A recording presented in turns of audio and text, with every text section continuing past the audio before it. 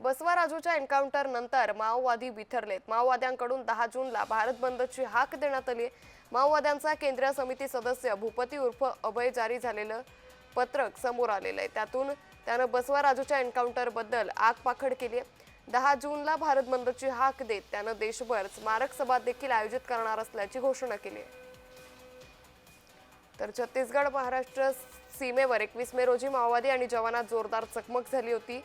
त्यानंतर ही आग देण्यात आली। या संदर्भात अधिक माहिती घेऊयात आमचे प्रतिनिधी तेजस मोहातुरे यांच्याकडून। तेजस, माओवाद्यांकडून 10 जूनला भारत बंदची हाक देण्यात आली आहे। नक्कीच बसवा राजू एन्काउंटर माओवादी बिथरले आणि भारत बंदची ही हाक दिलेली आहे। एकंदरीत बघितले असेल तर बसवा राजू हा नक्षलवादी चळवळीतला एक मोठा नेता मानला जातो होता आणि त्यासोबत जर बघितलं असेल अनेक एन्काउंटर मध्ये बसवा राजू जो आहे हा सतत राहत होता। त्यासोबतच छत्तीसगड महाराष्ट्र सीमेवर 21 मे रोजी जे माओवादी जवानात जोरदार चकमक झाली होती, यात ईश्वरराव उर्फ बसवा राजूचा मृत्यू झाला होता।